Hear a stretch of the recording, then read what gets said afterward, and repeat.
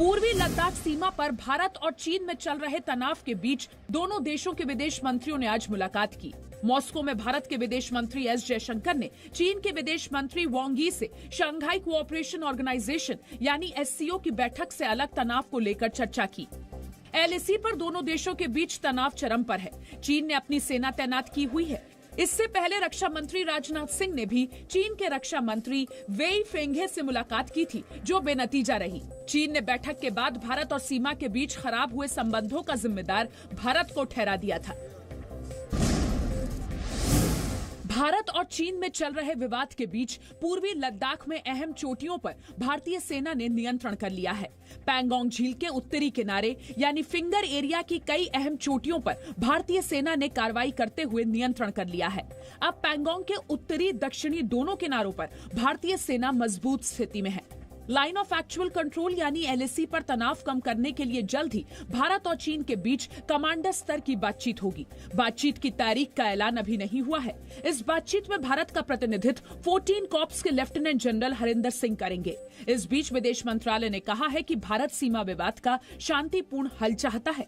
As we have reiterated several times in the past, Indian side is committed to resolving the current situation on the India-China border through peaceful negotiations. सीमा विवाद को लेकर अब तक कई दौर की brigade commander स्तर की चर्चा बेनतीजा रही है। फ्रांस से भारत आए 5 रफाल विमान आज आधिकारिक रूप से भारतीय वायुसेना में शामिल हो गए। अंबाला एयरबेस में आयोजित खास समारोह में रक्षा मंत्री राजनाथ सिंह के साथ फ्रांस की रक्षा मंत्री फ्लोरेंस पार्ली मुख्य अतिथि के रूप में मौजूद थी। रफाल विमान को वायुसेना में शामिल करने से पहले सर्वधर्म प्रार्थना सभा की गई। ओम सुशांति सुशांति सुशांति भवतु।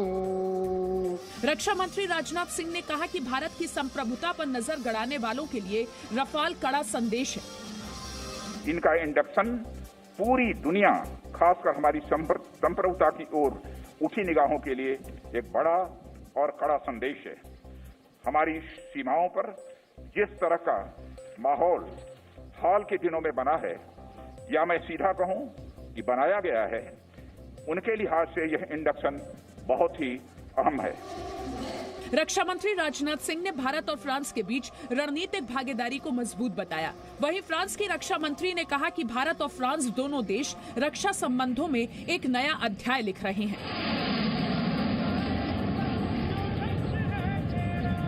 इस दौरान एयर शो का आयोजन हुआ, जिसमें कई तरह के करतब दिखाए गए। कार्यक्रम में chief of defence staff Bipin Rawat और वायुसेना प्रमुख air chief marshal RKS Bhadauria भी मौजूद थे। फ्रांस की रक्षा मंत्री फ्लोरेंस पार्ली ने बाद में राष्ट्रीय सुरक्षा सलाहकार अजीत डोवल से दिल्ली के हैदराबाद हाउस में मुलाकात की। सुशांत सिंह राजपूत केस में ड्रग्स मामले में गिरफ्तार रिया चक्रवर्ती को आज रात भी जेल में रहना होगा। मुंबई की स्पेशल कोर्ट में रिया चक्रवर्ती और उनके भाई शोभिक की जमानत याचिका पर आज ही सुनवाई होनी थी, लेकिन अब यह सुनवाई कल होगी। रिया के वकीलों ने जमानत के लिए जो अर्जी दी है, उसमें कहा गया है कि नार्कोटिक्स कंट्रोल ब्यूरो यानी एनसीबी के अधिकारियों ने पूछताछ में रिया के साथ जबरदस्ती की थी और दबाव डालकर उनसे ड्रग्स लेने की बात कबूल करवाई गई थी।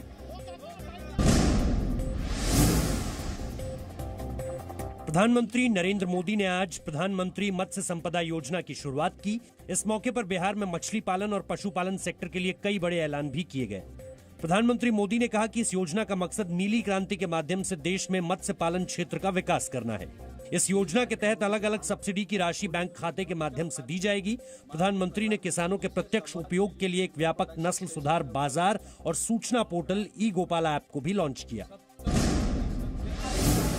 देश में कोरोना संक्रमितों की संख्या 44 लाख पार कर गई। देश में 24 घंटे के अंदर अब तक सबसे ज्यादा कोरोना संक्रमण के मामले सामने आए हैं। स्वास्थ्य मंत्रालय के आंकड़ों के मुताबिक पिछले 24 घंटे में संक्रमण के 95,735 नए मामले मिले। 24 घंटे में 1,117 लोगों की मौत हो गई। इलाज से 72,939 लोग ठीक भी हुए हैं। देश में अब तक 44,65,863 लोग कोरोना संक्रमित हो चुके हैं। इनमें से 34,17,783 लोग ठीक हो चुके हैं। देश में अब तक 75,062 लोगों की मौत कोरोना से हो चुकी है। कोरोना से ठीक होने वाले मरीजों का रिकवरी रेट करीब 77.74% है। स्वास्थ्य मंत्रालय ने राज्यों से रैपिड एंटीजन टेस्ट में नेगेटिव आने वाले मरीजों का RT-PCR टेस्ट कराने की अपील की है, ताकि नेगेटिव मरीजों से संक्रमण का खतरा न हो। दिल्ली में कोरोना संक्रमण की रफ्तार तेज हो गई है। पिछले 24 घंटे के अंदर कोरोना संक्रमण के सबसे ज्यादा मामले सामने आए हैं। पिछले 24 घंटे में संक्रमण के 4,308 नए मामले मिले और 28 लोगों की मौत हुई। 24 घंटे में दिल्ली में 2,637 लोग संक्रमण मुक्त भी हुए हैं। दिल्ली में अब तक 2,05,482 लोग कोरोना से संक्रमित हो चुके हैं, जिनमें से 1,75,400 लोग ठीक हो चुके हैं और 4,666 लोगों की कोरोना से मौत हो चुकी है। दिल्ली में एक दिन में सबसे ज्यादा कोरोना जांच का रिकॉर्ड भी बना। दिल्ली में आज 58,340 टेस्ट हुए। देखिएगा, जहाँ पे डॉक्टर की प्रिस्क्रिप्शन को खत्म किया गया है, वहाँ पर कोर्ट ने खुद ही कहा है कि भाई आप अपना आधार कार्ड दिखाइए और करा दीजिए। दिल्ली के अस्पतालों और होम आइसोलेशन में इस वक्त 25,416 लोगों का इलाज चल रहा है। 14 सितंबर से संसद का मानसून सत्र शुरू होने जा रहा है। कोरोना काल में सत्र के लिए कई बदलाव किए गए हैं। संक्रमण से बचाव के लिए सांसदों की सीट के चारों ओर शीशे का घेरा रहेगा। अब सदन के भीतर सांसदों के बीच शीशे की दीवार रहेगी। सत्ता पक्ष हो या विपक्ष, दोनों ही ओर से सांसद सिर्फ एक दूसरे को देख ही सकेंगे, लेकिन उनके बीच की दूरी 2 गज से ज्यादा होगी। कोरोना संक्रमण को फैलने से रोकने के लिए सांसदों के लिए बैठने के लिए नए तरीके से व्यवस्था की गई है। पहली बार लोकसभा और राज्यसभा की कार्यवाही 2 पालियों में आयोजित की जाएगी। 14 सितंबर से 1 अक्टूबर तक संसद का सत्र चलेगा।